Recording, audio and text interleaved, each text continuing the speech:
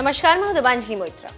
पिछले एक महीने से ज्यादा समय से चल रहा गलवान घाटी विवाद अब नॉर्मल होता दिख रहा है और ये तनाव खुद चीन की तरफ से किया जा रहा है। जानकारों के मुताबिक चीन जो समझ रहा था वो हो ना सका, क्योंकि चीन को लग रहा था कि भारत मुकाबला नहीं करेगा और हमारी धमकी के सामने झुक जाएगा।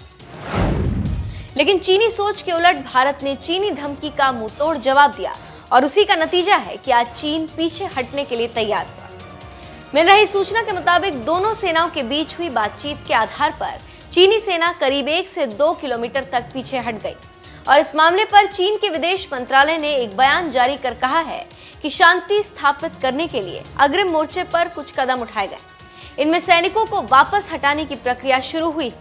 वहीं दूसरी ओर चीनी अखबार ग्लोबल टाइम्स की ओर से भी बॉर्डर पर तनाव कम होने की बात कही गई।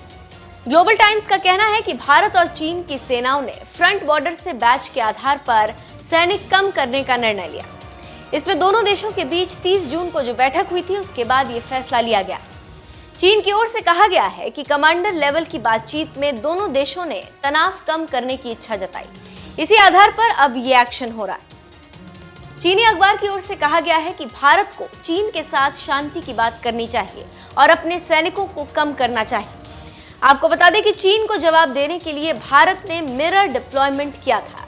इसका मतलब जितने सैनिक चीन ने तैनात किए, भारत ने भी उतने ही तैनात कर दिए। इसके अलावा भारत की ओर से वायुसेना लगातार अपने लड़ाकू विमानों के साथ अभ्यास कर रही थी।